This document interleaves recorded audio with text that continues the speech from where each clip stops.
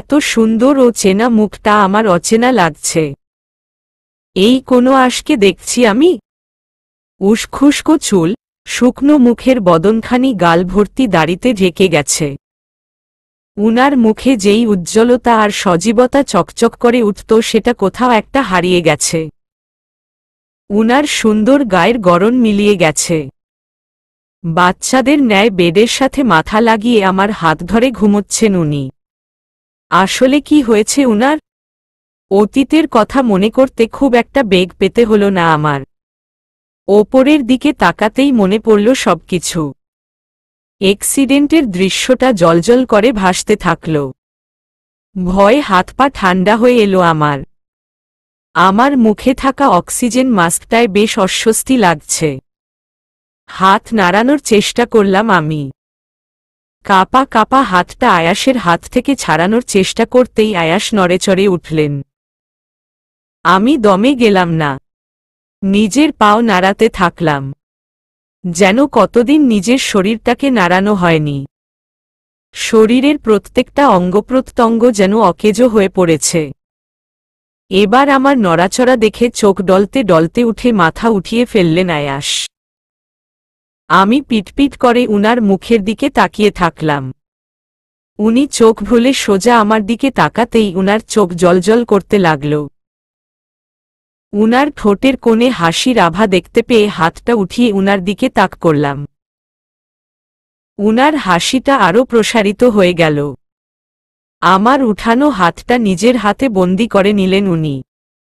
আমার দিকে হেলে আমার গালে আলতোভাবে হাত রাখলেন তড়িঘড়ি করে। অশান্ত গলায় বলে উঠলেন, নিশা পাখি।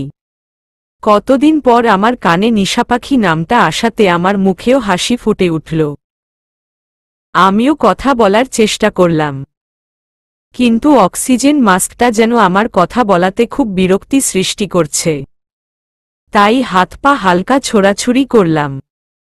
আমার কপালে একটা গভীরভাবে ভালোবাসার পরশ এঁকে দিয়ে হাসোজ্জ্বল চেহারা নিয়ে বললেন, অবশেষে জ্ঞান ফিরেছে তোমার। আমি জানতাম তোমাকে আমার জন্য ঠিক হতে হবে। আমার মায়াবিনীর ওপর আমার পুরো বিশ্বাস ছিল যে আমি বিশ্বাস ভরসা বিফলে যায়নি। তুমি জানো না আজ 12টা দিন তোমাকে এই বেডে নিস্তব্ধ হয়ে শুয়ে থাকতে দেখে কতটা একাকিত্বে ভুগেছি আমি। আজ আমার অপেক্ষার অবসান ঘটল। উনার কথা বিন্দুমাত্র বুঝতে পারলাম না আমি। 12টা দিন নিস্তব্ধ হয়ে শুয়েছিলাম মানে? উনার কথা বুঝতে না পেরে আমি এক ধ্যানে উনার দিকে চেয়ে থাকলাম। উনি আমার অক্সিজেন মাস্কটা খুলে দিলেন আস্তে করে। বাইরের অক্সিজেন পেয়ে হাত নাড়াচাড়া থামালাম আমি। বড় একটা শ্বাস নিলাম। দুর্বল আর মিনমিনে আওয়াজে বললাম, আপনি কি বলছেন আয়াস? আমি 12 দিন নিস্তব্ধ হয়ে শুয়েছিলাম মানে? কিসের অপেক্ষার অবসান? আমি যে কিছুই বুঝতে পারছি না। তোমায় সব পড়ে বুঝিয়ে বলছি। আগে সবাইকে কল করে নি।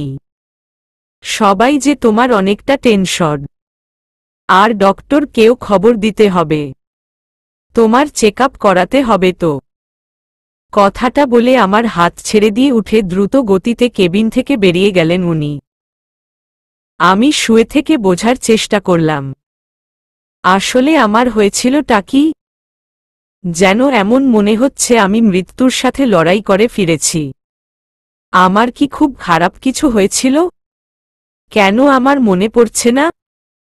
আমার কি হয়েছিল তা জানার জন্য মন ছটফট করতে থাকল। আমার সব প্রশ্নের উত্তর না দিয়ে কি করে লোকটা হনহন করে চলে গেলেন? এখন যে আমার মনে প্রশ্নের ভাণ্ডার কিলবিল করছে তার কি হবে? মিনিট 20 পর ফিরে এলেন আমার রুমে আয়াস। তার পেছনে এলো অনিবার্ন আর অন্য একজন অপরিচিত ডক্টর। কেউ না থাকায় উঠে বসার চেষ্টা চালিয়ে যাচ্ছিলাম আমি। ওরা আশাতে যেটুকু উঠতে পেরেছিলাম সেটাও বিফলে গেল। ধপ করে শুয়ে পড়লাম। সাথে সাথে মাথার বাম পাশে ব্যথা অনুভব করাই চোখ মুখ খিচে শুয়ে থাকলাম। আয়াস ছুটে এসে কড়া গলায় বললেন, কি সমস্যা, উঠে বসতে চাচ্ছ কেন? সবে জ্ঞান ফিরেছে তোমার, এখনই উঠে বসতে চাইলেই পারবে? আমি মুখটা কাচুমাচু করে বাঁকা চোখ তাকিয়ে বললাম। শুয়ে থাকতে থাকতে কেমন জানি টায়ার্ড লাগছে নিজেকে, শরীরের হাড়গুলোতে যেন জং ধরেছে, তাই তো উঠে বসার চেষ্টা করছিলাম। আর কি তখন থেকে সবে জ্ঞান ফিরল করছেন? আয়াস কিছু বলতে নিলে অনির্বাণ এসে আয়াসকে চুপ করতে ইশারা করে। আমি চুপচাপ সন্দেহী চোখে ওদের কর্মকাণ্ড দেখে চলেছি। অনির্বাণ এসে আমার একপাশে দাঁড়িয়ে শান্ত গলায় বলল, তুমি যে অ্যাক্সিডেন্ট করেছিলে তাতে তুমি কোমায় ছিলে ভাবি। 12 দিন পর 13 দিনের মাথায় তোমার জ্ঞান ফিরেছে। অনির্বাণের কথাগুলো কানে আসার সাথে সাথে আমার সন্দেহী চোখগুলো বিস্মিতভাবে তাকাল। আমার জীবন থেকে 12 দিন চলে গিয়েছে? এতদিন আমি অজ্ঞান অবস্থায় ছিলাম, তাই তো আমার সাইকো লাভারের এই করুণ দশা। উনার মুখখানার দিকে তাকালেই বুকের বাম পাশটাই যেন ধুক করে উঠছে। আচ্ছা, উনি কি খাওয়া দাওয়া করেননি? এত সুন্দর চেহারাতে যেন একটা বন মানুষের ছাপ পড়ে গিয়েছে। চেহারার উজ্জ্বলতা নষ্ট হয়ে যেতে বসেছে ঈষৎ। হঠাৎই আয়াস তেতিয়ে উঠলেন, রাগী সুরে বললেন, কিসের অ্যাক্সিডেন্ট? ওটা অ্যাক্সিডেন্ট নয়, ওটা ষড়যন্ত্র ছিল, খুব নোংরা ষড়যন্ত্র। আর যা পেছনে ছিল বাকিটা বলার আগে থামিয়ে দিল ওই অপরিচিত মধ্যবয়স্ক ডক্টরটি। প্লিজ এসব আলোচনা এখানে করবেন না মি রায়হান। পেশেন্ট সবেমাত্র রিকভারি করছে। উনার সামনে এসব বললে কি হতে পারে সেটা ভালো করে জানেন। উনার মাথায় যে গভীর ক্ষতটা লেগেছে সেটাতে চাপ পড়লে প্রবলেম হতে পারে। আপনি একজন ডক্টর হিসেবে এসব জানেন, তাই এসব আলোচনা থেকে দূরে থাকবেন। ডক্টরের কথায় সম্মতি জানালেন আয়াস। কিন্তু আমার মনে উনার অর্ধেক কথাগুলো বেজে উঠল। কৌতূহলী হয়ে উঠলাম আমি। অবাক গলায় বললাম, না না, আমি শুনতে চাই। আয়াস, কি বলছিলেন আপনি? আমি শুনব, বলুন। কিসের ষড়যন্ত্রের কথা বলছিলেন যেন আপনি? আমার কথায় আয়াস আমার মাথা আলতো বুলিয়ে থমথমে ভাব নিয়ে বললেন, সব বলবো, এখন তোমার রেস্ট নিতে হবে পুরো 7 দিন, তারপর সব বলবো। অ্যান্ড ডক্টর, প্লিজ আনিশার চেক আপ করে নিন। ডক্টর মাথা নাড়িয়ে আমার দিকে হালকা হেসে তাকান। মিনিট 5 চেক আপ করে আমার হাতের পালস দেখে উনি একগাল হেসে আয়াসের দিকে তাকান। আয়াস ঠোঁটে আঙ্গুল দিয়ে দাঁড়িয়ে আছেন। উনার কপালে কয়েকটা ভাঁজ স্পষ্ট। অতঃপর ডক্টর স্বস্তি নিয়ে বলে উঠলেন, চিন্তা করবেন, she is out of danger. উনার খেয়াল রাখবেন, আর নিয়মিত কিছু মেডিসিন নিলে উনার তাড়াতাড়ি রিকভারি হয়ে যাবে। অনির্বাণ হালকা হেসে উঠল, আর আয়াসের মুখ থেকেও যেন চিন্তার রেশ কেটে গেল। মুচকি হেসে ডক্টরের সাথে হাত মিলিয়ে উনি বলে উঠলেন, থ্যাংক ইউ ডক্টর। ডক্টরও হাত মিলিয়ে কেবিন থেকে বেরিয়ে গেলেন। অনির্বাণ আমার উদ্দেশ্যে বলে উঠলেন, টেক ইউর টাইম ভাবি, আমি পরে আসব তোমার সাথে কথা বলতে। আমি মাথা দুলালাম। অনির্বাণও আস্তে আস্তে দরজা ঠেলে বেরিয়ে গেল। আয়াস আমার পাশে দেয়ালের সাথে ঠেস লাগিয়ে স্বস্তির নিঃশ্বাস ফেলে বসে পড়লেন। আমি মুখটা যতটা সম্ভব গম্ভীর করে বললাম, এতদিন খাওয়া দাওয়া করেছেন কিছু? উনি ঘাড় ঘুরিয়ে আমার দিকে তাকালেন। ভ্রু কুঁচকে বললেন, মানে আবার কি? মনে তো হচ্ছে না কোনো খাবারের দানা পেটে পড়েছে বলে। তাই বলছিলাম। আর চেহারার কি হাল বানিয়ে রেখেছেন খেয়াল করেছেন? আয়াস আমার দিকে ঘুরে বসে অন্যদিকে তাকালেন। উনার চোখে মুখে অভিমানের ছাপ। অভিমানী গলায় বললেন, তাতে কি? আমাকে চিন্তায় রেখে তো তুমি খুব শান্তি পাও, তাই না? কি দরকার ছিল ট্রাকের সামনে পড়ার? যদি তোমার কিছু হয়ে যেত এই সাইকোটার কি হতো ভেবে দেখনি একবারও? চোখ রাঙিয়ে আমিও গড়গড় করে বলতে শুরু করলাম, আর আপনিও যে গাড়ির নিচে পড়ে যাচ্ছিলেন, আপনার কিছু হলে আমার কি হয়? কথাটা পূর্ণ করার আগেই মাথায় সেন্স এলো। সাথে সাথে থেমে গিয়ে উনার দিকে ভালো করে তাকালাম। উনি আমার দিকে উৎসুক দৃষ্টিতে চেয়ে আছেন। কথাটা কমপ্লিট করলে না যে ভ্রু নাচিয়ে, আপনার ওতস্ত শুনতে হবে না, that's NAND of your business. কথাটা বলে আমি অন্যদিকে মুখ করে নিলাম। আসলে আমি কি বলতে নিচ্ছিলাম? উনার কিছু হলে আমার কি হতো, এই কথাটাই তো বলতে নিয়েছিলাম আমি। লজ্জায় কুকিয়ে গেলাম আমি। লজ্জা মিশ্রিত হাসি হাসতেই আমার ওপর ভারী কিছু অনুভব করে মুখ ঘুরিয়ে তাকালাম। আয়াস আমাকে জড়িয়ে ধরেছেন আষ্টে পৃষ্ঠে। আমিও কয়েক সেকেন্ড চুপ থেকে নিজের হাতটা আস্তে আস্তে উনার পিঠে এনে রাখলাম। তখনই নিজের কাঁধে পানি জাতীয় কিছু অনুভব করলাম আমি। ব্যাপারটা বুঝতে কিছুক্ষণ সময় লাগলো আমার। উনি কাঁদছেন। আমি স্তব্ধ হয়ে শুয়ে থাকলাম। কাঁপা কাঁপা গলায় জিজ্ঞেস করলাম, এ কি, কাঁদছেন কেন আপনি? আমার চোখে কান্না জিনিসটা কিন্তু ভারী বেমানান লাগে আয়াস রায়হান আহান। আপনার চোখটা যখন রাগে রক্তিমবর্ণ ধারণ করে তখনই মানানসই লাগে আপনাকে। আমার কথায় নিজে মাথা তুলে আমার দিকে অশ্রুসিক্ত নয়নে তাকালেন আয়াস। উনার এই চোখের দিকে তাকাতেই যেন মনের মাঝে খুব খারাপ লাগা কাজ করছে। এটাই হয়তো ভালোবাসা, যেখানে প্রিয় মানুষটার কষ্ট হলেও নিজেরও ঠিক একই কষ্ট অনুভূত হয়। উনার চেহারা ইতিমধ্যে লালরাঙা হয়েছে। আমি উনার আশেপাশে লেগে থাকা পানিগুলো মুছে দিলাম। কিছুটা জোর করে মুচকি হেসে বললাম, কি হয়েছে? আমার তো কিচ্ছু হয়নি, আমি তো একদম ঠিক আছি। আপনার সামনেই তো রয়েছি, তাও কাঁদছেন কেন? আমার হাতটা নিজের হাতের মুঠোয় বন্দি করে কাঁপা কাঁপা সুরে উনি বললেন, ডু ইউ নো নিশা পাখি, এতটা দিন কতটা কষ্টে কাটিয়েছি তোমার ওই মলিন মুখটা দেখে। বারবার মনে হতো তুমি কি আর আমাকে সাইকো বলে ডাকবে না? তোমার ওই নেশাভরা কণ্ঠে কি ভালোবাসি শব্দটা কি কখনো শোনা হবে না?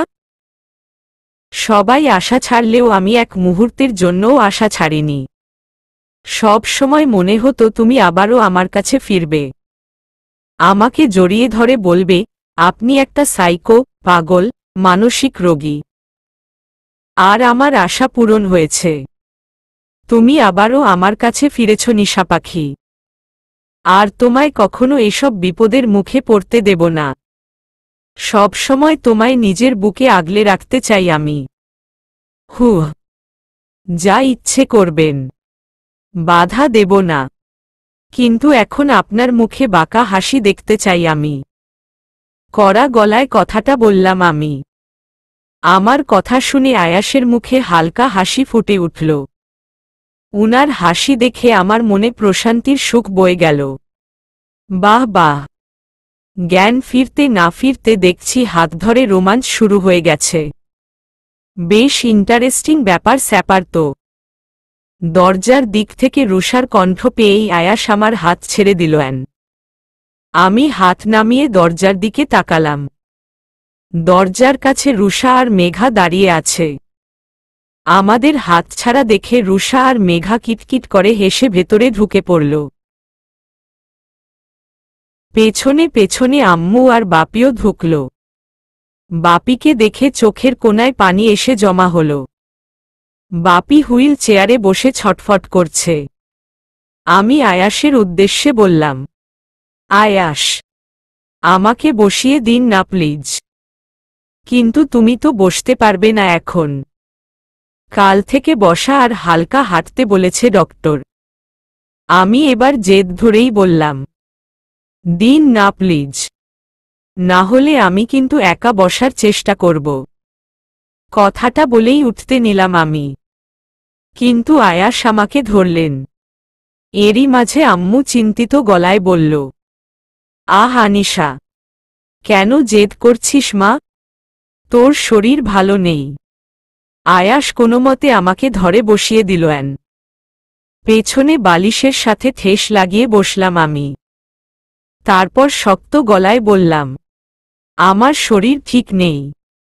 সেই কারণেই এসেছ বুঝি? আবার ঠিক হয়ে গেলে রাগ দেখিয়ে চলে যাবে? আমার কথায় আম্মু আমার কাছে এসে দাঁড়ালেন। আম্মুর দিকে তাকাতেই অভিমানে আমার চোখজোড়া জ্বলতে শুরু করল। বুঝতে পারছি চোখে পানি টলটল করছে। আম্মু আমাকে জড়িয়ে ধরতেই কেঁদে দিলাম আমি। আমার কান্না দেখে আম্মু কান্নামাখা সুরে বললেন, দেখো মেয়ের কাণ্ড, তোর শরীর ভালো নেই আর কতবার বোঝাতে হবে? এভাবে কাঁদলে আবার শরীর খারাপ হয়ে পড়বে। তুই আমাদের মেয়ে, তোর কিছু হলে আমরা কি ঠিক থাকতে পারি? হ্যাঁ হ্যাঁ, তোমার মেয়ের একটাই কাজ, সারাদিন শুধু কান্নাকাটি করা। মুখ বেঁকিয়ে কথাটা বলল রুষা। আমি কান্না থামিয়ে চোখমুখ লাল করে ওর দিকে তাকাতেই দাঁত কেলিয়ে উঠল সে। যা দেখে রাগে ফোঁস ফোঁস করে উঠলাম আমি। বাপি আধো আধো গলায় বলে উঠল, আনি মা। আম্মুকে ছেড়ে বাপির দিকে উৎসুক দৃষ্টিতে তাকালাম আমি। বাপি কথা বলছে, ব্যাপারটা আমার কাছে খুব আনন্দের।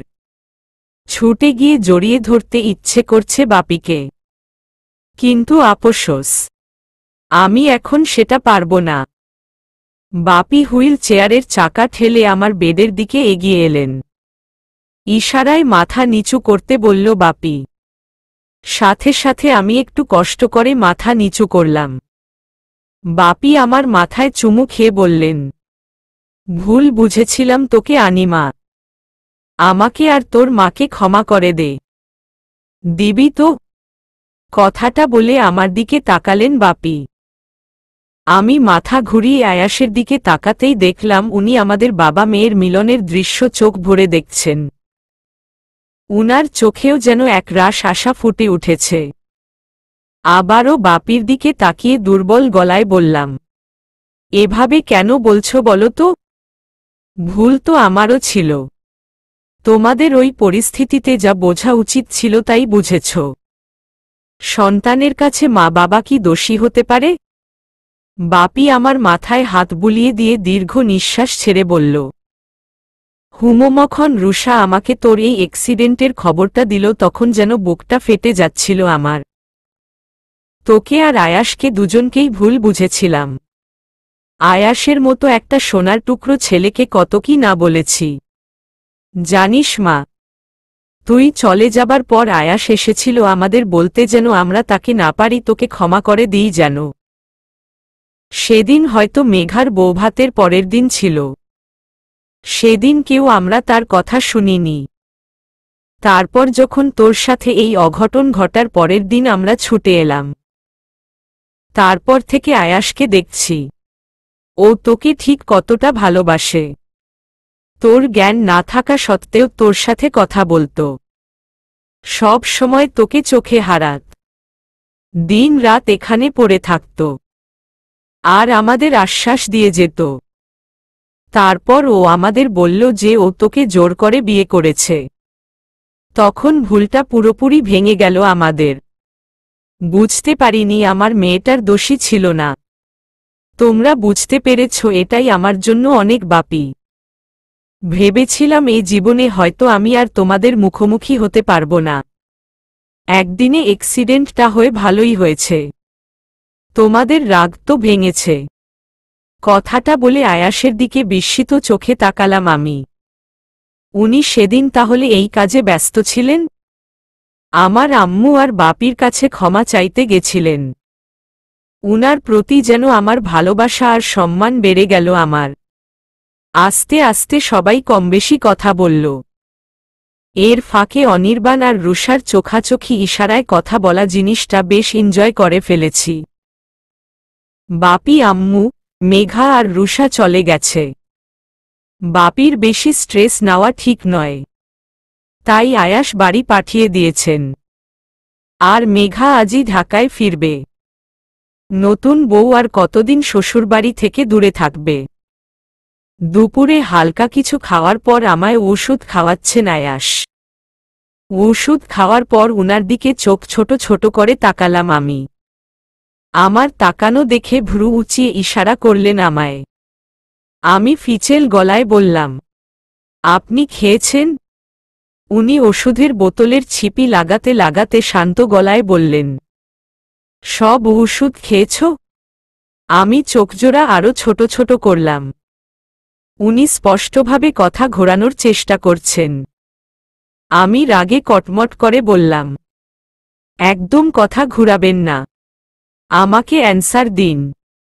এখনো খাইনি, একটু পর খাব।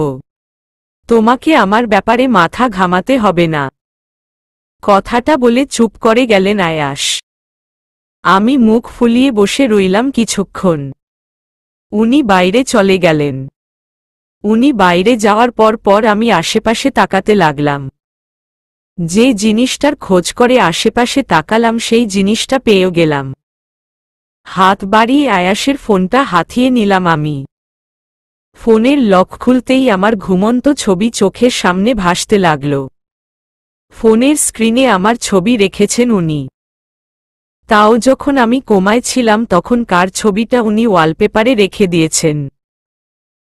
ফোনের স্ক্রিনে হাত বুলিয়ে কল লিস্টে গিয়ে রুষার নম্বর ডায়াল করলাম আমি। কানে ধরতেই কয়েক সেকেন্ডের মধ্যে ওপাশ থেকে ঘুমঘুম আওয়াজ শুনতে পেলাম আমি। হ্যালো জিজু। আমি তোর জিজু নই, তোর সাবিপু। আমার কথায় কিছুক্ষণের জন্য চুপ হয়ে গেল রুষা। ওপাশ থেকে বলে উঠল, হুমম সাবিপু বল, কেমন আছিস? সব ঠিক আছে তো? হুমম সব ঠিক আছে। শোন, একটা কাজ করত, যেই হোটেলে আছিস সেখান থেকে বের হ। তারপর রেস্টুরেন্টে থেকে মাটন বিরিয়ানি, কুইক মাটন কষা আর কাবাব ইলিশ নিয়ে আয়। আমার কথা ওর কানে পৌঁছানোর সাথে সাথে হম্বিতম্বি করে বলে উঠল, কিন্তু তোর তো এখন এসব খাওয়া হবে না, তোর লিকুইড জাতীয় খাবার খেতে হবে।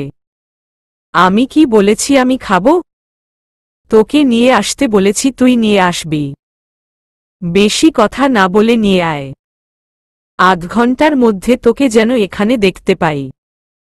কথাটা বলে রেগেমেগে ফোনটা কেটে দিলাম। ফোন কেটে দিতেই আয়াস নিজের ভিজে মাথা ঝাড়তে ঝাড়তে কেবিনে ঢুকে পড়লেন। আমার হাতে উনার ফোন দেখে সূক্ষ্ম নজরে তাকালেন উনি। আমি ফোনটা তড়িঘড়ি করে রেখে দিতেই উনি গম্ভীর গলায় বললেন, ফোন নিয়ে কি করছো? আমি গলা খাকারি দিয়ে বললাম, কেন নিতে পারি না? আমি কি সেটা বলেছি? সব কথার আলাদা আলাদা মানে বের করার ট্যালেন্টটা তুমি কোথা থেকে পেয়েছ বলো তো? খানিকটা রেগে কথাগুলো বললেন আয়াস। আমি উনার কথার উত্তর না দিয়ে শুয়ে পড়লাম তাড়াতাড়ি। উনি আটকাতে চেয়েও পারলেন না। চোখ মুখ শক্ত করে বললেন, শুয়ে পড়বে ভালো কথা, তোমার শরীর ঠিক নেই, আস্তে ধীরে সব কাজ করতে শেখো। আমি মুখ ফুলিয়ে শুয়ে থাকলাম। উনি আমার পাশে এসে বসলেন, মাথায় হাত বুলিয়ে দিতে থাকলেন। আমি চোখ মেলিয়ে উনার আরেক হাত নিজের হাত দুটো দিয়ে ধরে রাখলাম। প্রায় 1 ঘন্টা হয়ে গেছে। আয়াস বারবার মাথায় হাত বুলিয়ে দিতে দিতে আমার চোখের দিকে তাকিয়ে জিজ্ঞেস করছেন, এখনো ঘুমাওনি? আমি বারবার একই উত্তর দিয়েছি, ঘুম আসছে না। তবুও যেন একটুও বিরক্ত বোধ করেননি উনি। সমানে আমার মাথায় হাত বুলিয়ে দিচ্ছেন। আর আমি চোখ বড় বড় করে শুয়ে আছি যেন ঘুম নামক জিনিসটা আমার চোখে না আসে। ঘুম এলে রুষার থেকে খাবারগুলো নেওয়া হবে না আমার। হঠাৎ দরজা খোলার শব্দ হল। হয়তো রুষার আগমন হয়েছে অবশেষে। কিন্তু আয়াসের মুখের চেহারা যেন অন্য কথা বলছে। উনার মুখটা ফ্যাকাশে হয়ে গেছে। উনার থেকে নিজের নজর সরিয়ে মাথা উঁচু করে দরজার দিকে তাকাতে আমি নিজেও অবাক হয়ে গেলাম। আয়াস থমথমে গলায় বললেন, কেন এসেছ তোমরা? আবার আমার আনিশাকে আমার কাছ থেকে কেড়ে নিতে? নাকি আহানিতা আর অভিষেকের ওপর থেকে যেন কেস তুলে নিই সেই অনুরোধ করতে? কথাটা বলে আমার হাত চেপে ধরলেন আয়াস। আমি শান্ত দৃষ্টিতে উনার দিকে তাকিয়ে আবারও আয়াসের মা বাবা অর্থাৎ আমার শ্বশুরমশাই আর শাশুড়ি মায়ের দিকে তাকালাম। উনাদের সামনে শুয়ে থাকা আমার কাছে একটা অভদ্রতার পরিচয় বলে মনে হল। তাই উঠে বসার চেষ্টা করতেই আয়াস আমাকে চেপে ধরে শুইয়ে দিয়ে আমার চোখে চোখ রেখে শক্ত গলায় বললেন, উঠবে না তুমি? এদের জন্য উঠার কোনো দরকার নেই। তুমি যাদের জন্য উঠে সম্মান করতে চাইছ তারাই একসময় আমার থেকে তোমায় কেড়ে নিতে চেয়েছিল। তাই উঠবে না তুমি? আমি লাগাতার ইশারা করে উনাকে মানা করলাম এসব উল্টাপাল্টা কথা না বলতে। কিন্তু শুনলেন কোথায়? যা ইচ্ছে তা বলে গেলেন। শেষের কথাগুলো শুনে কিছুটা বিভ্রান্ত হয়ে পড়লাম আমি। উনারা আমাকে আয়াসের থেকে দূরে করতে চাইছিলেন? আমি আয়াসের বারণ সত্ত্বেও উঠে বসলাম। স্বাভাবিক গলায় উনাদের সালাম নিতেই উনারা মলিন হেসে আমার সালামের জবাব দিয়ে মলিন কণ্ঠে আয়াসের মা বললেন, ঠিকই বলেছ আয়াস, হয়তো আমাদের জন্যই আজ আনিশার এই অবস্থা। সেদিন যদি আমার কথায় তোমার বাবা রাস্তায় ফোন না করত তুমি রাস্তা পার হওয়ার সময় অন্তত সাবধানটুকু হতে। আহানিতা এত বড় সর্বনাশ করতে পারত না। আয়াসের মায়ের কথায় আমি আরও বিভ্রান্ত হয়ে পড়লাম। এতটুকু বুঝতে পেরেছি যে সেদিন আয়াস রেগে রেগে যার সাথে কথা বলছিলেন সে হলেন আয়াসের বাবা। কিন্তু আহানিতা আর সর্বনাশ এই দুটো শব্দটা কোথা থেকে এলো সেটা মাথায় কিঞ্চিত পরিমাণও ঢুকল না। আমি কিছু প্রশ্ন করার আগেই আয়াস নিজের ঠোঁটের ওপর হাত রেখে উনার মা বাবার উদ্দেশ্যে বলে উঠলেন, চুপ করো তোমরা। আনিশার সামনে এসব আলোচনা করবে না। I request you, please. আমি ভ্রু কুঁচকে উনার দিকে তাকালাম। আজ জ্ঞান ফেরার পর থেকে যেন সবাই মিলে কিছু একটা লুকোচ্ছে। কিন্তু কি? অর্ধেক কথা বলে সবাই থেমে যাচ্ছে কেন? আয়াসের বাবার কণ্ঠে আমার ভাবনায় ছেদ পড়ে। আয়াস, আমরা অভিষেক আর আহানিতাকে নিজের ছেলে মেয়ে মনে করে তোমাকে দূরে ঠেলে দিয়ে যে কতবড় ভুল করেছি সেটা আমরা বুঝতে পারছি। তার জন্য ক্ষমাও চেয়েছি অনেকবার তোমার কাছে। আজ আমরা আনিশাকে দেখতে এসেছি। আয়াস তাচ্ছিল্যের সুরে বললেন, কে দেখতে আসতে বলেছে? তোমরা আমার সামনে থাকলে আমার মাথায় রাগ ওঠে। সহ্য করতে পারি না তোমাদের আমি। চলে যাও তোমরা। আয়াসের কথায় মাথা নাড়িয়ে হতভম্ব হয়ে তাকিয়ে থাকলাম। এসব কি বলছেন উনি? নিজের মা বাবাকে কেন চলে যেতে বলছেন? ঠিক আছে, তুমি যখন চাও না তখন আমরা চলে যাচ্ছি। চলো ইহানা। আয়াসের বাবা কথাগুলো বলে যেতে নিলেন। আমি চটপট করে বলে উঠলাম, না না, আপনারা যাবেন না প্লিজ। আঙ্কেল আন্টি, আয়াস রেগে আছে তাই কি বলছেন হয়তো উনি নিজেও বুঝতে পারছেন না। উনার কথাগুলোকে নিজের মনে ধরবেন না প্লিজ। আমার কথায় থেমে গেলেন উনারা। আমার দিকে এগিয়ে এলেন। আয়াস আমার দিকে রক্তচক্ষু নিয়ে তাকিয়ে আছেন।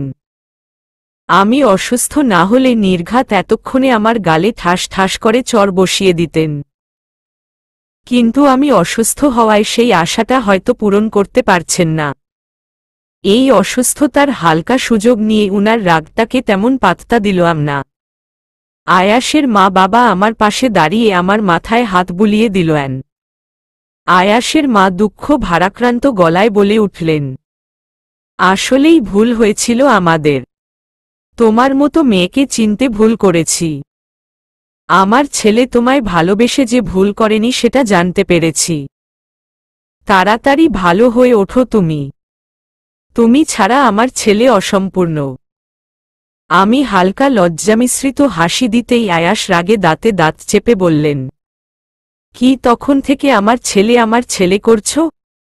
ভুল কিছু বলেছি কি? মানছি তোর প্রতি ঠিকঠাক দায়িত্ব পালন করতে পারিনি, তাই বলে তোকে তো 10 মাস পেটে ধরেছি, জন্মও দিয়েছি, সেই অধিকারেই না হয় তোকে আমার ছেলে বললাম। আয়াস আর কিছু বলতে পারলেন না, অন্যদিকে মুখ করে হালকা কাশলেন।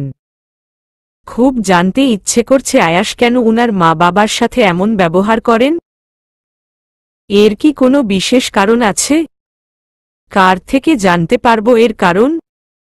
আয়াস তো কখনোই বলবেন না, তাই উনার কাছে প্রশ্ন করে উত্তর জানতে চাওয়াটাই বৃথা। আয়াসের মায়ের সাথে হালকা গল্প গুজবে মেতেছি। মাঝে মাঝে আয়াস আমার দিকে কড়া চোখে তাকাচ্ছেন, তাতেও আমার কোনো ভ্রুক্ষেপ নেই। কিছুক্ষণে মাঝেই আয়াসের মা আমাকে লজ্জা দিয়েছেন, তাকে আন্টি বলে সম্বোধন করেছিলাম তাই। আসলেই মাঝে মাঝে বোকার মতো কাজ করে ফেলি আমি, তাই উনি আমাকে বারবার মা বলা শেখাচ্ছেন। আমি মুখ টিপে টিপে হাসছি। এরই মাঝে কেউ ধরফর করে কেবিনের দরজা খুলে হাজির হল। সরি, আসতে একটু দেরি হয়ে গেল। তোর বলা সব খাবার এনেছি, দেখ তো সব ঠিক আছে কিনা। কথাটা বলে আমাদের দিকে তাকিয়ে চুপ হয়ে গেল ও, যেন ভূত দেখে ফেলেছে। আশেপাশে তাকিয়ে হালকা হাসার চেষ্টা করে আয়াসের মা বাবাকে সালাম দিল। তারপর ইশারা করে আমায় জিজ্ঞাসা করল উনারা কারা। রুষার ইশারা যেন বুঝতে পেরে গেল শাশুড়ি মা। এক গাল হেসে মিষ্টি গলায় উনি বললেন, আমরা হচ্ছি আনিশার শাশুড়ি মা আর শ্বশুর মশাই। কিন্তু তোমায় যে চিনতে পারলাম না। আমি রুষা রহমান, আনিশা আপুর ছোট বোন। তুতলিয়ে, বাহ, তোমার বোনের মতো দেখছি, তুমিও ভারী মিষ্টি। শাশুড়ি মায়ের কথায় মুখটা নিচু করে যেন লজ্জা পেল রুষা। তারপর খাবারের ব্যাগটা এনে টেবিলে রেখে দিতেই আয়াস সন্দেহী গলায় বলে উঠলেন, কি আছে ওই ব্যাগে? খাবার? ওই তো কুইক মাটন কষা, মাটন বিরিয়ানি, কাবাব, ইলিশ। মানে সাবিপু যা যা আনতে বলেছি সব এনেছি। কথাটা ঝটপট বলে ফেলল রুষা। সাথে সাথে আমার দিকে গম্ভীর দৃষ্টিতে তাকালেন আয়াস। অতঃপর বললেন, এসব কেন আনতে বলেছ আনিশা? তোমার তো এসব খাবার খাওয়া যাবে না, তবুও কেন বলেছ? আপনার জন্যই তো, আপনি তো কিছু খাননি, তাই আপনার জন্য আনিয়েছি। কিন্তু আমি তো হালকা খাবার খেয়ে এসেছি, কেন অযথা রুষাকে কষ্ট করিয়ে আনাতে গেলে এসব? রেগে আমি কিছু বলার আগেই আয়াসের মা বলে উঠলেন, আয়াস, তুই কেন আনিশাকে রাগ দেখাচ্ছিস? নিজের চেহারা দেখেছিস একবারও? আনিশা যা করেছে একদম ঠিক করেছে। উনার কথায় একদম চুপ হয়ে গেলেন আয়াস। আমি উনার দিকে তাকিয়ে মিটিমিটি হাসতে থাকলাম। মায়ের হাতে বাধ্য ছেলের মতো খাবার খাচ্ছেন আয়াস। আমি উনাকে বাধ্য করেছি মায়ের হাতে খেতে, নয়তো খেতেই চাইছিল না। মায়ের বড়ই স্বাদ ছিল ছেলেকে নিজের হাতে খাওয়ানোর, তাই জোর করে উনাকে মায়ের সামনে বসিয়েছি। আয়াস মাঝে মাঝে আমার দিকে রাগ নিয়ে তাকালেও বেশ বুঝতে পারছি উনি মায়ের হাতে খেয়ে অনেকটা স্বস্তি বোধ করছেন। মায়ের মুখেও এক অজানা খুশি ফুটে উঠেছে যেন। সন্ধ্যার দিকে মা আর বাবা চলে গেলেন। আমি তারিনের সাথে কথা বলছি কলে। ও নতুন ভার্সিটির ক্লাস নিয়ে ব্যস্ত হয়ে পড়েছে, তাই আসতে পারেনি আমায় দেখতে। কথার মাঝে হুট করে আমি বলে উঠলাম, অভিষেককে এখনো মনে পড়ে? আমার এই সামান্য কথায় হাসি খুশি তারিনটা যেন কোথাও মিলিয়ে গেল। অবশ্য কথাটা ততটাও সামান্য ছিল না। এই কথার মূল্য হয়তো ওর কাছে অনেক। আমও আবারও ভারী গলায় বললাম, চুপ করে গেলি যে? বাদ দে না ওর কথা। কান্না জারানো গলায়।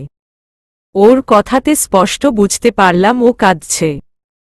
মেয়েটাকে বেশি ঘাটানো ঠিক হবে না। তাই আর প্রশ্ন করলাম না, ওকে প্রসঙ্গ পাল্টে ফেললাম। কিছুক্ষণ কথা বলে ফোনটা কেটে দিয়ে দীর্ঘশ্বাস ছাড়লাম।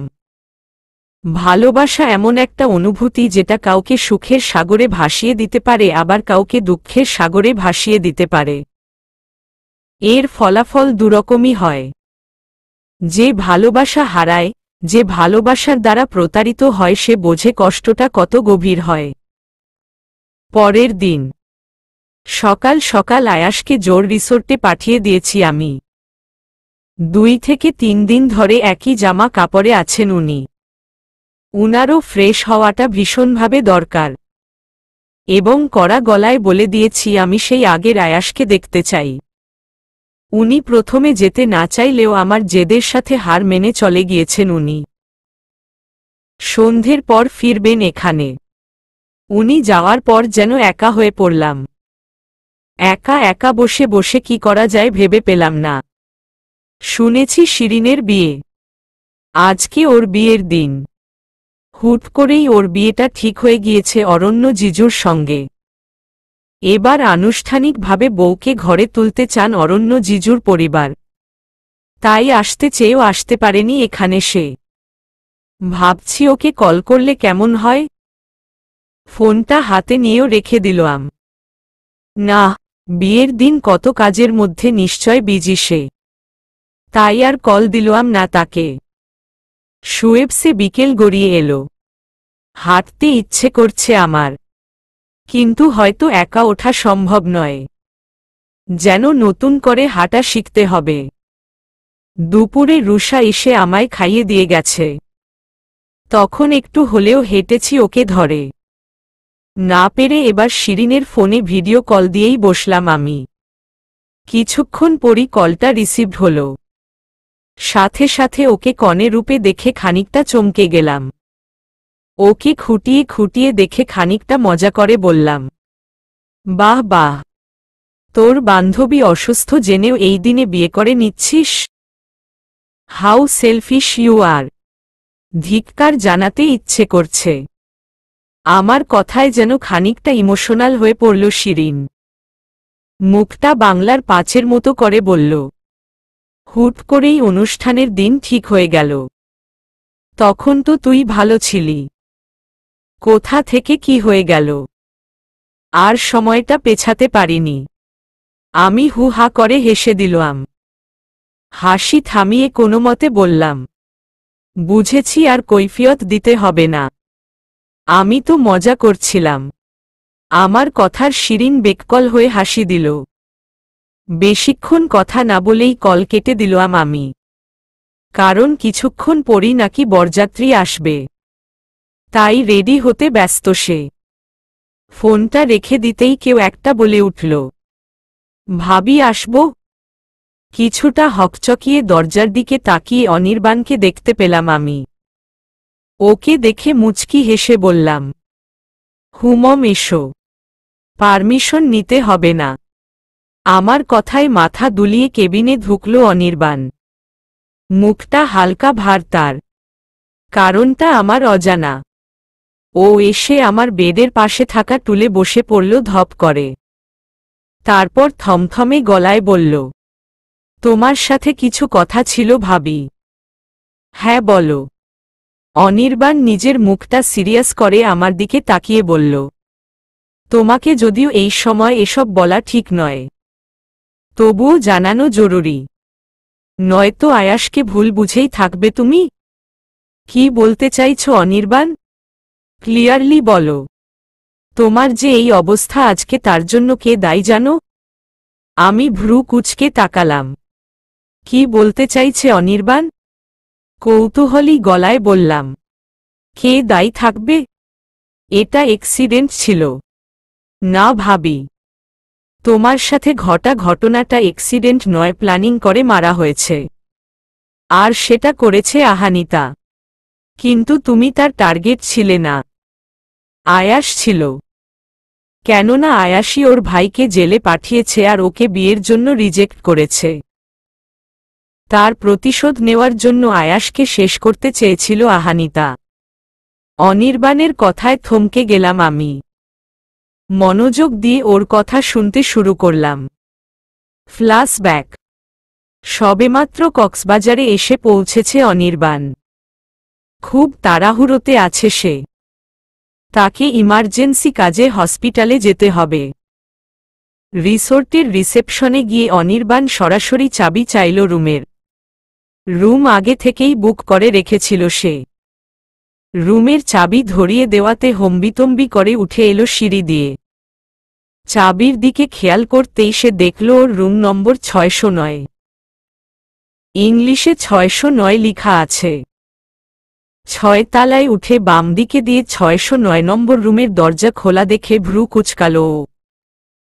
এ কি? আমার রুমের দরজা তো দেখছি খোলায় আছে। ব্যাপারটা দেখার জন্য এগিয়ে গেল সে। রুমের দরজার কাছে দাঁড়াতেই ওর চোখ ছানাবড়া হয়ে গেল। আহানিতা দাঁড়িয়ে রেগে রেগে কারো সাথে একটা কথা বলছে। কৌতূহলবশত দরজার আড়ালে গিয়ে দাঁড়াল সে। আহানিতা রাগে কটমট করে বলছে, কি করে এত বড় ভুল করতে পারো তুমি? কতবার করে বললাম আহানের ডেডবডি দেখতে চাই আমি, কিন্তু তোমার দ্বারা কাজও হলো না। আহানের বদলে ওই আনিশাকে ট্রাক দিয়ে ধাক্কা দিয়ে বসলে। আহানিতার কথায় রাগে থরথর করে কাঁপতে লাগল অনির্বাণ। তবুও নিজেকে কন্ট্রোল করে নিজের ফোনের ভিডিও অন করে আহানিতার কথা ভিডিও করতে থাকল সে। Shut up. কালকে রাতে কতবার চেষ্টা করলাম আনিশা আর আয়হানের মাঝে ঝগড়া লাগানোর। ওর জুসে ড্রাগ মিশিয়ে দিলাম, ওকে মাতাল করলাম, মেয়েদের মাধ্যমে ওকে রিসোর্টে পৌঁছে দিলাম, তবুও লাভ হলো না। আর এখন সবথেকে বড় ভুলটা করলে তুমি। ভাইয়ার মতো একটুও পারফেক্ট কাজ করতে পারো না, তাই না? ভাইয়া কত সুন্দরভাবে ছোট থেকে আহানের খাবারে ড্রাগ মিশিয়ে দিয়ে ওর রাগ আর জেদ বাড়াত। কেউ বুঝতে পারত না, আর তুমি এত ড্রাগ দিল যে ও মাতাল হয়ে গেল। যত সব ইডিয়ট। কথাটা বলে কলটা কেটে দিয়ে রাগে দাঁত কিরমির করতে থাকল আহানিতা। অনির্বাণ আর দেরি না করে এক প্রকার দৌড়ে বেরিয়ে গেল রিসোর্ট থেকে। আয়াসকে ফোন করার পরেও ফোনে পেল না ও। অবশেষে রাস্তার ভিড়ের মাঝে আয়াসকে দেখতে পেয়ে যায় অনির্বাণ। বর্তমান। সমস্ত কথা শোনার পর নির্বাক হয়ে গেলাম। সেদিন তাহলে আয়াসকে ড্রাগ দিয়েছিল আহানিতা। ওর মনে এত বড় ষড়যন্ত্র চলছিল। বিস্মিত চোখে অনির্বাণের দিকে তাকাতেই অনির্বাণ আবারও বলল, ছোট থেকে অনেক কষ্ট পেয়ে বড় হয়েছে আয়াস। তোমায় ভালোবেসেছে। বিশ্বাস করো, ওর ভালোবাসায় কোনো খাদ নেই। ও তোমার সাথে যে দুর্ব্যবহার ও করেছে সেটা ইচ্ছে করে করেনি। তোমার অ্যাক্সিডেন্ট হওয়ার 5 দিনের মাথায় আহানিতার কথা আয়াসকে জানায় আমি। আয়াস সাথে সাথে আহানিতার খোঁজ নিয়ে সেখানে চলে যায়। ওর সাথে আমিও গিয়েছিলাম।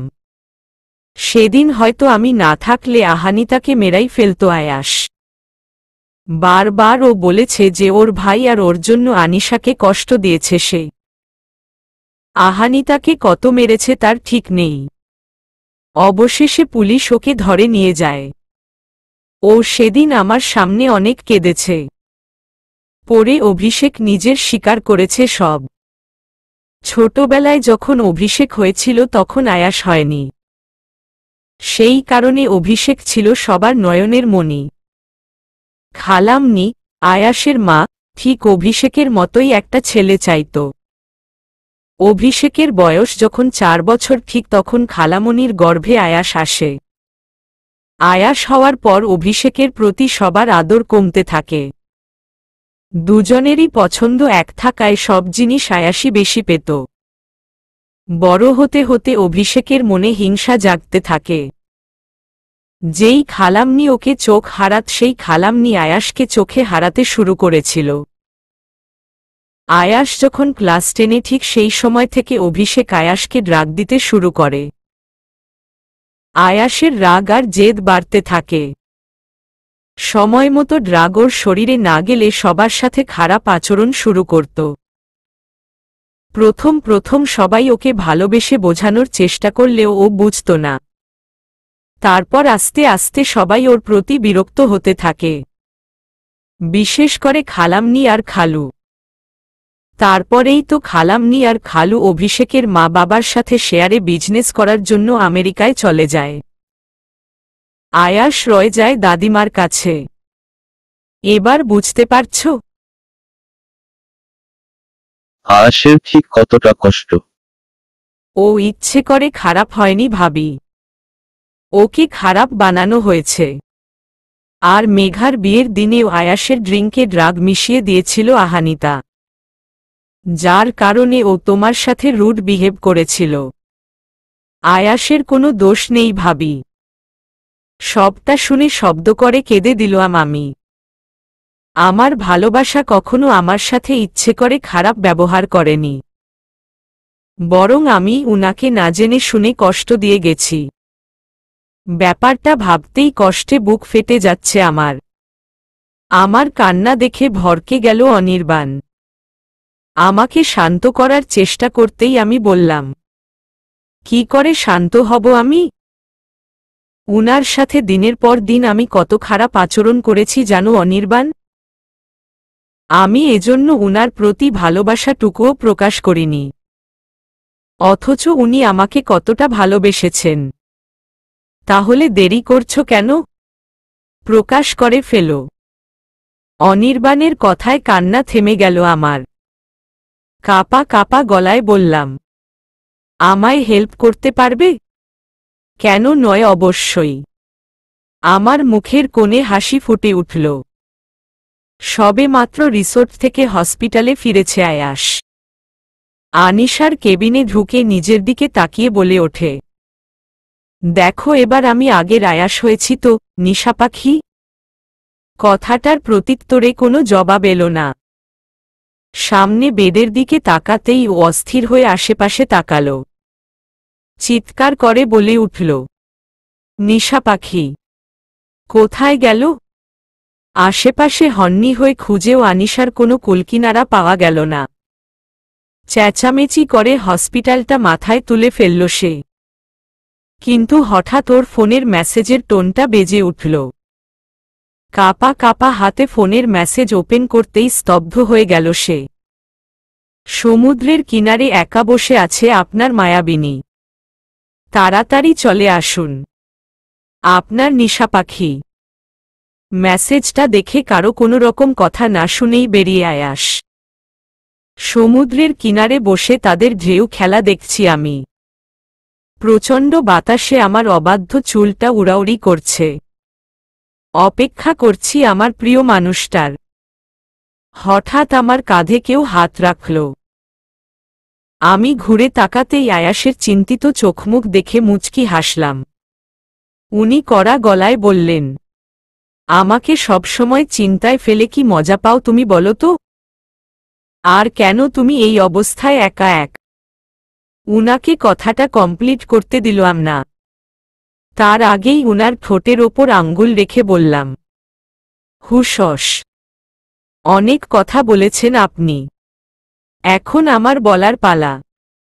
কথাটা বলে উনার হাত টেনে নিয়ে সামনে যেতে শুরু করলাম আমি। কিছুদূর যেতেই আমি থেমে গেলাম। আয়াস আমার সামনে এসে ইশারা করতেই আমি লাজুক চোখে হাত দিয়ে সামনে থাকা বালুকণার দিকে ইশারা করলাম। উনি উৎসুক হয়ে সামনের দিকে তাকাতেই যেন বিস্মিত হয়ে গেলেন। উনার সামনে বালুকণাগুলোতে বড় বড় করে আমার নিজ হাতে লিখা, ভালোবাসি আপনাকে। উনি আমার দিকে ছলছল দৃষ্টিতে চাইতেন। আমি আমার জুতো খুলে উনার পায়ের ওপর ভর করে দাঁড়িয়ে কানে কানে ফিসফিস করে বললাম, ভালোবাসি, খুব ভালোবাসি আমার সাইকোকে। আই লাভ ইউ আয়াস। আমার কথায় উনার চোখে পানি টলটল করতে লাগল। মুখের কোণে উনার বিশ্বজয়ের হাসি। আমাকে হুট করে কোলে তুলে নিলেন উনি। জোরে জোরে ঘুরতে থাকলেন আমাকে নিয়ে মনের আনন্দে। আমি উনার কাণ্ডে খানিকটা ভয় পেয়ে গেলাম। হাস্যোজ্জ্বল চেহারা নিয়ে চিৎকার করে বললেন, জিতে গেছি, জিতে গেছি আমি। ভালোবাসি, অনেক ভালোবাসি বলেই আমায় নিচে নামিয়ে দিলেন উনি। আমার গালে আলতো চুমু খেয়ে বললেন, তুমি জানো না আজকে কত বড় সুখ এনে দিয়েছ আমায়। অনেক প্রতীক্ষার পর আমার ভালোবাসা সফল হল। তোমার মুখে এই ভালোবাসি শব্দটা শোনার জন্য অধীর আগ্রহে অপেক্ষা করেছি। আর আমি জানতাম তুমি আমাকে ভালোবাসবেই। আজ আমি আমার ভালোবাসাকে পরিপূর্ণভাবে পেয়েছি। তুই শুধুই আমার। আর কখনো তোমার সাথে পাগলামো করব না নিশা পাখি, কখনো না। আমি উনার কথায় মাথা নাড়ালাম। শান্ত গলায় বললাম, না, আপনার পাগলামো কেউ ভালোবেসেছি আয়াস, অতিরিক্ত ভালোবেসেছি। আপনি এমনই থাকবেন। উনি বাঁকা হেসে বললেন, আই এম ইয়োর সাইকোলভার। আমি উনাকে ছেড়ে সমুদ্রের পা ভিজিয়ে হাত ছড়িয়ে চিৎকার করে বললাম, আই লাভ ইউ আয়াস। উনিও আমার পাশে এসে দাঁড়ালেন। আমার মতোই হাত ছড়িয়ে দিয়ে বললেন, আই লাভ ইউ নিশা পাখি। আমি হুট করে উনার বুকে মাথা রেখে জাপটে ধরলাম। অনেক হয়েছে দূরত্ব, এবার সব দূরত্ব শেষ করে কাছে আসার পালা। ঘুচে যাক এই দূরত্ব, ভালোবাসাময় হক জীবন। আমাদের এই ভালোবাসাময় রাতটার সাক্ষী হয়ে থাক এই সুবিশাল সমুদ্র আর ওই আকাশে থাকা অর্ধচাঁদটি। 5 বছর পর বাড়িতে যে যার কাজে ব্যস্ত। আমিও ছুটছি একজনের পেছনে। কিছুদূর দৌড়াতেই পড়ে যেতে নিলাম আমি। হঠাৎ কেউ আমার কোমর চেপে ধরল। বুঝলাম এ আর কেউ নয়, আয়াস। মুচকি হেসে উনাকে ধাক্কা দিতেই উনি সরে গেলেন। তারপর ভ্রু কুঁচকে জিজ্ঞেস করলেন, হাতে জামা নিয়ে দৌড়াদৌড়ি করছো কেন? তোমার গুণধর ছেলে জামা পরতে চাইছে না। মুখ ফুলিয়ে রুষা আর অনির্বাণ হাসতে হাসতে নিচে নেমে এলো। রুষার কোলে একটা পিচ্চি মেয়ে। রুষা আর অনির্বাণের বিয়ে হয়েছে 4 বছর আগে। মেয়েটা তাদের ভালোবাসার ফল। মেয়েটার নাম মেঘলা। আর অনির্বাণের হাতে ছেলেটা, যার জন্য এতক্ষণ ছুটছি আমি। ওর কাছে এগিয়ে গিয়ে রেগে বললাম, জামা পরবে না তুমি? না বকা দিব? মা হাসতে হাসতে বললেন, আহা নিশা, বকা দিবে কেন? দাদুভাই অন্য জামা পরবে। নাই দামাতা আমি পলব না আমি। আধো আধো গলায় কথাটা বলে আয়ান মাথা নাড়াল। হ্যাঁ, ওর নাম আয়ান। আমার আর আয়াসের একমাত্র ছেলে। ওর বয়স 3 বছর। আমার আর আয়াসের ভালোবাসার ফল ও। দেখতে আয়াসেরই মতো।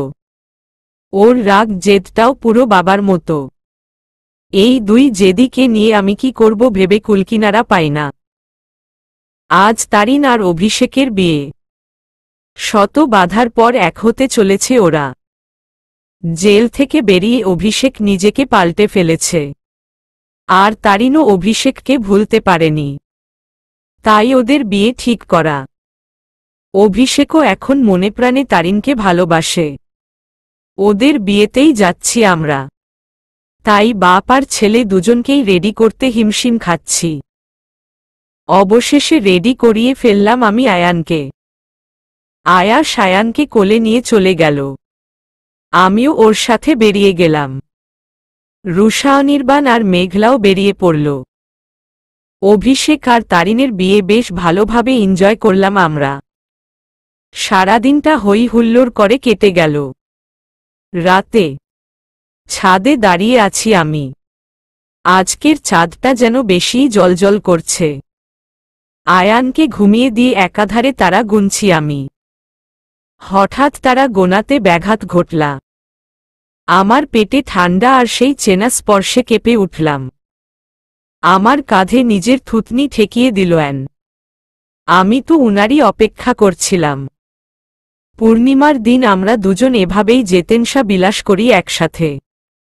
আকাশের দিকে তাকিয়েই আমি মুচকি হেসে বললাম, ভালোবাসি।